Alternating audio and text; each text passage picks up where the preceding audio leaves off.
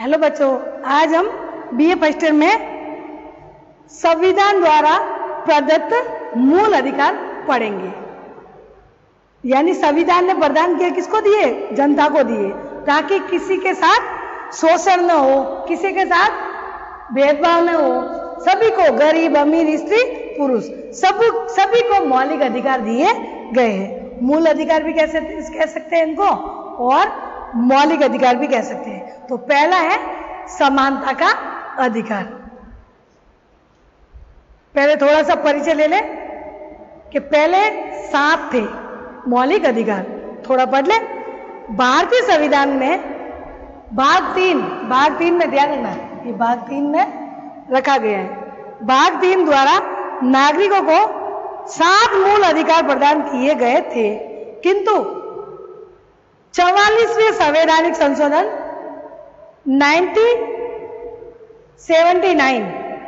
1979 द्वारा संपत्ति के अधिकार को मूल अधिकार के रूप में समाप्त कर दिया गया। अब संपत्ति का अधिकार केवल एक कानूनी अधिकार के रूप में है।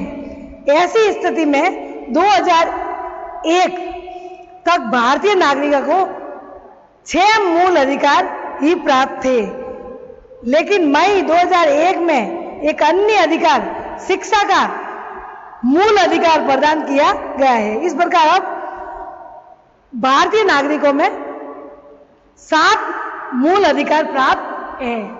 मतलब वो जोड़ा संशोधित किया गया, लिखा नहीं गया, संशोधित किया गया है। तो कह सकते हैं कि अब जोड़ा गया 2001 के बाद शिक्षा का 6 से 14 वर्ष की आयु को बच्चों को निःशुल्क शिक्षा। तो अब शुरू करते हैं। पहला है समानता का अधिकार, अनुच्छेद 14 से लेकर 18 तक। समानता का अधिकार प्रजातंत्र या लोकतंत्र का आधार स्तंभ है। अतः भारतीय संविधान के अधिकार पत्र में सर्वप्रथम अनुच्छेद 14 से लेकर 18 तक समानता के अधिकार का उल्लेख किया गया है। संविधान के द्वारा नागरिकों को ये अधिकार निम्नलिखित 5 दिए गए। स्वतंत्रता में 5 अधिकार दिए गए। पहला इसमें है, समानता में पहला है कानून के समक्ष समानता। अनुच्छेद 14, भारत के राज्य क्षेत्र में जब किसी भी व्यक्ति को कानून के समक्ष समानता या कानून के समान संरक्षण से वंचित नहीं करेगा। इस व्यवस्था का आशय यह है कि राज्य सभी व्यक्तियों के लिए एक सा कानून बनाएगा, उन्हें एक समान लागू करेगा। दूसरे शब्दों में ये समान परिस्थिति में सभी व्यक्तियों के लिए कानून का व्यवहार एक सा रहेगा। कहने का मतलब कानून जो लागू है लोगों पर, कौन धारा वगैरह जो जैसा अपराध करेगा वैसी सजा मिलेगी। अधिकारों को आनंद कर दिया तो उनको सजा मिलेगी। तो इस तरीके से सबको समान रूप से अधिकार दिए गए हैं। कानून के समक्ष समानता का तात्पर्य यह नहीं कि औचित्यपूर्ण आधार पर कानून द्वारा मान्य किसी भेदभाव की व्यवस्था नहीं की जा सकती। यदि कानून कर के संबंध में धनी और गरीब और सुविधाएं प्रदान करे तो स्त्री और पुरुष में भेद करता है, तो इससे कानून के समक्ष समानता का उल्लंघन नहीं किया जा सकता। कहने का मतलब है कोई अमीर ज्यादा टैक्स भरे और गरीब कम टैक्स भरे तो इसमें कानून का या समानता का आनंद नहीं हो सकता है। इस तरीके से कानून के तहत समानता में दूसरी समानता दी है सामाजिक समानता। कानून के समक्ष समानता के साथ साथ संविधान के द्वारा सामाजिक समानता की भी व्यवस्था की गई है। अनुच्छेद 15 के अनुसार 14 से लेकर 18 तक ध्यान रखना। 14 में कानून के समक्ष समानता और 15 में अनुच्छेद 15 के अनुसार सामाजिक समानता है। राज्य द्वारा धर्म, मूल वंश, जाति, लिंग, जन्म स्थान आदि के आधार पर नागरिकों के प्रति जीवन के किसी क्षेत्र में पक्षपात नहीं किया जाएगा। कानून द्वारा निश्चित कर दिया गया है कि सब नागरिकों के साथ दुकानों, होटलों, सार्वजनिक स्थानों, कुआं, तालाबों, स्नानघरों, सड़कों आदि पर किसी प्रकार का भेदभाव नहीं किया जाएगा। खान पान, रहन सहन में कोई भी भेदभाव नहीं किया जाएगा। समानता में तीसरा है सरकारी पदों की प्राप्ति के लिए अवसर की समानता। यानी अनुच्छेद 16 के अनुसार सब नागरिकों को सरकारी पदों पर नियुक्ति के लिए समान अवसर प्राप्त होंगे और इस संबंध में केवल धर्म, मूल वंश, जाति, लिंग या जन्म स्थान या इनमें से किसी के आधार पर सरकारी नौकरी का पद प्रदान करने में भेदभाव नहीं किया जाएगा। यानी धर्म वगैरह अलग हो, जाति अलग हो, मूल निवास दूसरे राज्य में हो तो कोई भेदभाव नहीं किया जा सकता। ये भारत की बात चल रही है, ठीक है ना। इस प्रकार से ये बात कही गई है। चौथा, इसी में समानता में 17वां अनुच्छेद द्वारा अस्पृश्यता यानी छुआछूत का अंत कर दिया गया।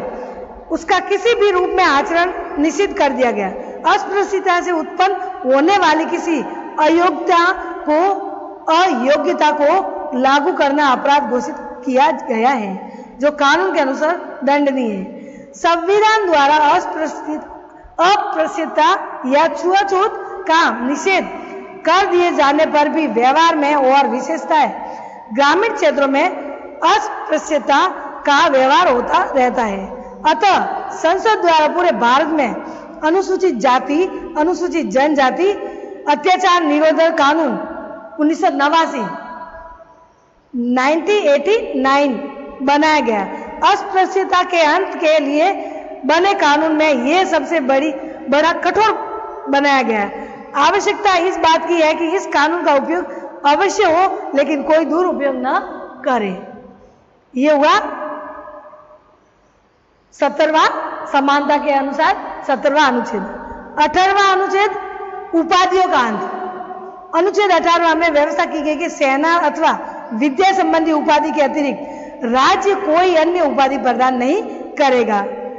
जैसे कि आप बीए हो, एमए हो, बीएससी हो, डॉक्टर हो, तो वो जो शिक्षा क्षेत्र में जो उपाधि है या सेना में जो भी ब्रिगेडियर वगैरह जो भी अफसर है उनका उपाधि मिल सकती है, लेकिन किसी के ऊपर राजा पहले लगता था, सुभाष चंद्र बोस, राजा राम मोहन राय, ये सब उपाधियों का अंत कर दिया गया कि पढ़ाई के क्षेत्र में जो भी उपाधि प्रदान की जाएगी या सेना में भर्ती में जो भी सेना में जो अधिकारियों के उपाधि उपलब्ध करवाई जाएगी वो कर सकता है, लेकिन दूसरी उपाधि कोई लोगों के नाम से नहीं रख सकते।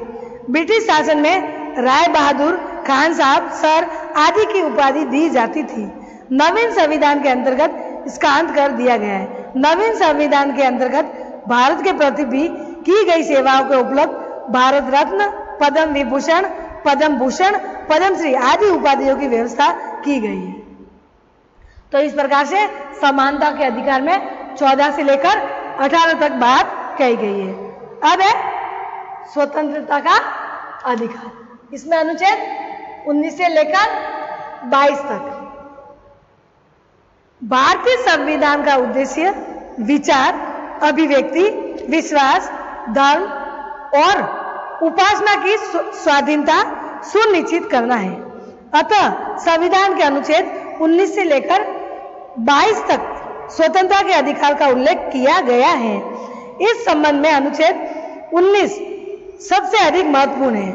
मूल संविधान के अनुच्छेद 19 द्वारा नागरिकों को 7 स्वतंत्रता प्रदान की गई है और इसमें 6ठी स्वतंत्रता है संपत्ति की स्वतंत्रता, जो 44वें 44वें संवैधानिक संशोधन द्वारा संपत्ति के मूल अधिकार के साथ साथ संपत्ति के स्वतंत्रता की भी समाप्त कर दिया गया है। अब नागरिकों को 6 स्वतंत्रता दी गई है। स्वतंत्रता के अधिकार में 6, 19, 20, 21, 22, तो 22 अनुच्छेद और 6।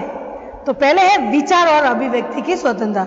विचार यानी कोई भी भाषण दे सकता है, प्रेस के सामने कोई भी बोल सकता है, अपने विचारों को आगे रख सकता है। तो भारत के सभी नागरिकों को विचार करने, भाषण देने और अपने व अन्य व्यक्तियों के विचारों के प्रचार की स्वतंत्रता प्राप्त है। प्रेस भी विचारों के प्रचार का एक साधन होने के कारण इसी में प्रेस की स्वतंत्रता भी सम्मिलित है। बंबई उच्च न्यायालय की एकल पीठ ने जून 1988 में ऐतिहासिक निर्णय में कहा कि अभिव्यक्ति की स्वतंत्रता का अधिकार दूरदर्शन के कार्यक्रम पर भी लागू होता है। सर्वोच्च न्यायालय ने अपने 10 फरवरी 1995 के ऐतिहासिक निर्णय में कहा गया है कि विचार और अभिव्यक्ति की स्वतंत्रता के आधार पर शिक्षित करने, सूचना देने और मनोरंजन करने का अधिकार सम्मिलित है। नागरिकों को विचार और अभिव्यक्ति की ये स्वतंत्रता असीमित रूप से प्राप्त नहीं है, वरन स्वतंत्रता को अपमान, लेख और वचन, न्यायालय अपमान, शिष्टाचार और सदाचार पर आपात और राज्य की सुरक्षा, विदेशी राज्यों के मित्रतापूर्ण संबंध और सार्वजनिक व्यवस्था के हित में सीमित किया गया है। यानी राष्ट्रपति शासन लगे वहां पे स्वतंत्रता का अधिकार हट जाएगा, उनको मतलब स्वतंत्रता का अधिकार लागू नहीं होगा। इसी तरीके से शिष्टाचार, सदाचार, देश के प्रति हो जाए, देश में आंदोलन हो जाए तो सब स्वतंत्रता का अधिकार हट जाएगा। वो कर्फ्यू लगा तो वह घर पे ही रहना पड़ेगा। विदेशों से संबंध में स्वतंत्रता दी गई है, लेकिन कुछ बातें ऐसी आतंकवाद वगैरह उस समय होता है, उस समय स्वतंत्रता का आनंद किया जा सकता है, वो उस बात के लिए। दूसरा है अस्त्र शस्त्र रहित तथा शांतिपूर्ण सम्मेलन की स्वतंत्रता। व्यक्तियों द्वारा अपने विचारों के प्रचार के लिए शांतिपूर्ण पूर्वक बिना किसी शस्त्रों के सभा या सम्मेलन किया जा सकता है। उनके द्वारा जुलूस या प्रदर्शन का आयोजन किया जा सकता है। स्वतंत्रता भी असीमित नहीं है और राज्य द्वारा सार्वजनिक सुरक्षा के हित में व्यक्ति की इस स्वतंत्रता को सीमित किया जा सकता है। कहने का मतलब स्वतंत्रता तो दी गई है, लेकिन कोई भी ये मीटिंग करे, भाषण दे तो उसमें कोई भी हथियार लेकर कोई भी नहीं जा सकता। कोई सम्मेलन है तो उसमें हथियार लेकर नहीं जा सकता। स्वतंत्रता में तीसरा है समुदाय और संघ निर्माण की स्वतंत्रता। संविधान द्वारा सभी नागरिकों को समुदाय और संघों के निर्माण की स्वतंत्रता प्रदान की गई है, परंतु यह स्वतंत्रता भी उन प्रतिबंधों के अधीन है जिन्हें राज्य साधारण जनता के हितों को ध्यान में रखते हुए लगाता है। इस स्वतंत्रता की आड़ में व्यक्ति ऐसे समुदाय का निर्माण नहीं कर सकता जो षड्यंत्र करे और सार्वजनिक शांति और व्यवस्था को भंग करे। यानी समुदाय में संघ निर्माण की स्वतंत्रता दी गई है, लेकिन उसमें शांति बना के समुदाय का संघ बनाएंगे। उसमें कोई भी आंदोलन, झगड़ा फसाद, सांप्रदायिकता फैलाने की कोशिश नहीं करेंगे। चौथा है ब्राह्मण की स्वतंत्रता। यहाँ कहीं पर भी आने जाने नागरिकों को स्वतंत्रता, कहीं भी घूम सकते हैं, वो शिक्षा के क्षेत्र में बाहर जा सकते हैं पढ़ने के लिए और यही पढ़ सकते हैं, विदेश में जा सकते हैं, ये सब स्वतंत्रता दी गई है। निवास की स्वतंत्रता। भारत में प्रत्येक नागरिक को भारत में कहीं से भी रहने व बस जाने की स्वतंत्रता दी गई है। भ्रमण, निवास संबंध व्यवस्था संविधान द्वारा अपनाई गई इकरी नागरिकता के अनुरूप है। भ्रमण और निवास की इस स्वतंत्रता पर भी राज्य सामान्य जनता के हित और अनुसूचित जातियों और जनजातियों के हित के लिए उचित प्रतिबंध लगा सकता है।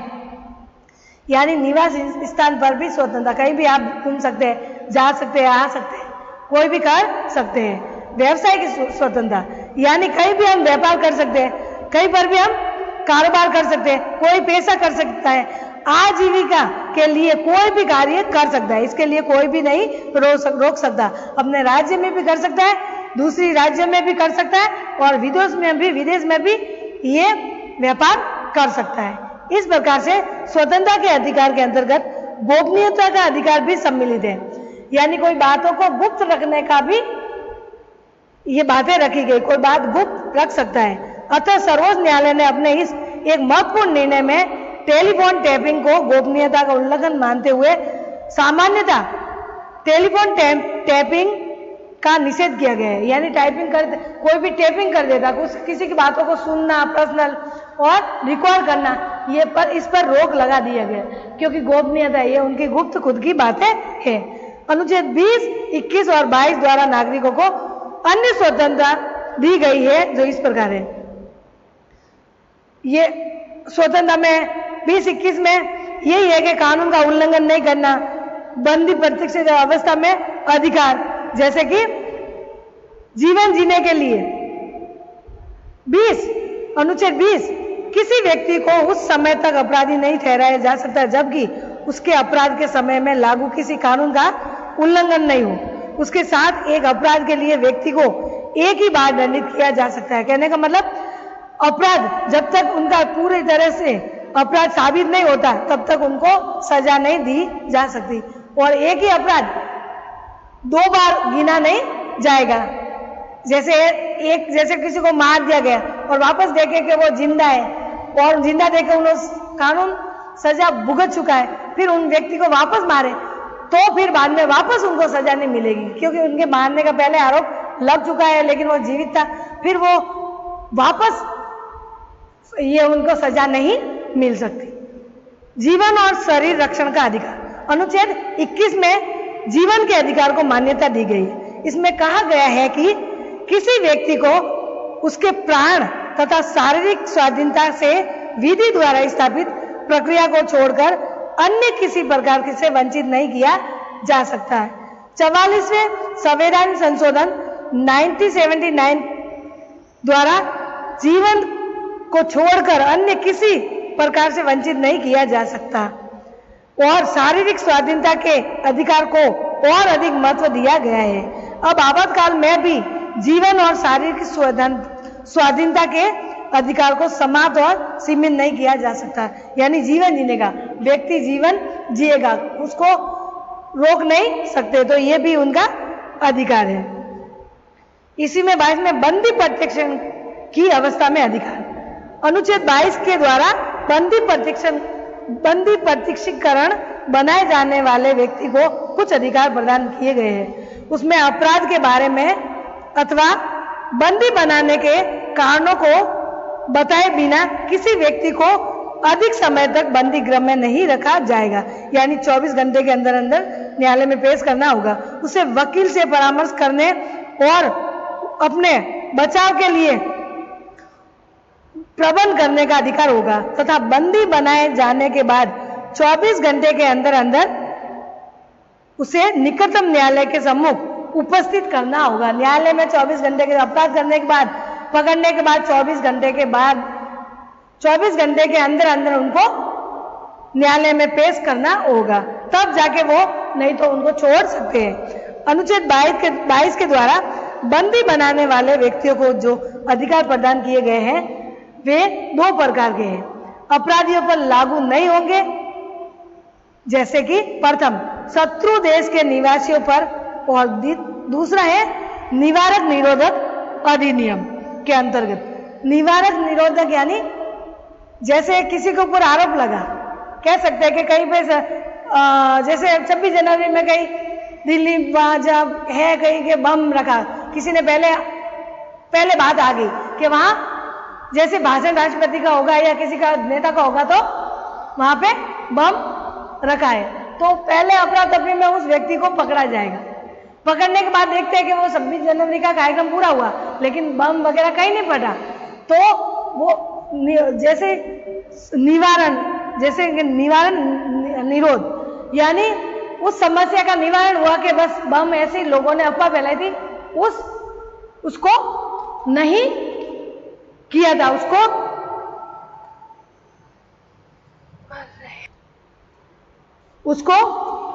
जैसे पकड़ा नहीं जाएगा, उनको छोड़ दिया जाएगा। जैसे कि वो घटना हुई नहीं, घटना होती तो उनको फिर बाद में सजा मिलती, और घटना हुई नहीं, किसी ने ऐसे ही अफवाह फैला दी तो फिर बाद में उनको छोड़ दिया जाएगा। तो वही है निवारण निरोध, यानी उस समस्या का निवारण नहीं होगा तब तक उस व्यक्ति को बंदी बनाया जाएगा, लेकिन जब तक साबित नहीं होता वो समय निकल जाता है और अपराध साबित नहीं होता तो उनको छोड़ दिया जाता है। बाकी शत्रु देश, किसी दूसरे देशों के निवासियों में ये स्वतंत्रता का अधिकार, वो उनके कानून उनकी तरफ है, उसमें हम नहीं कर सकते, सिर्फ भारत के लोगों को ही ये सारे अधिकार मिले हैं। इस प्रकार से बच्चों अनुच्छेद 22 के खंड 4 में निवारण निरोध, जो अभी मैंने कहा है कि निवारण निरोध की चर्चा की गई, इसमें जैसे ही समस्या का हल होगा, यानी निवारण निरोध, यानी जब तक निवारण नहीं होगा तब तक विरोध पकड़ के रखा जाएगा, और जैसे उनका निवारण हुआ उनको छोड़ दिया जाएगा। इस प्रकार से भारतीय संविधान में ये मौलिक अधिकार, स्वतंत्रता का अधिकार में ये बातें कही गई है। अब आगे हम तीसरा पॉइंट पढ़ेंगे।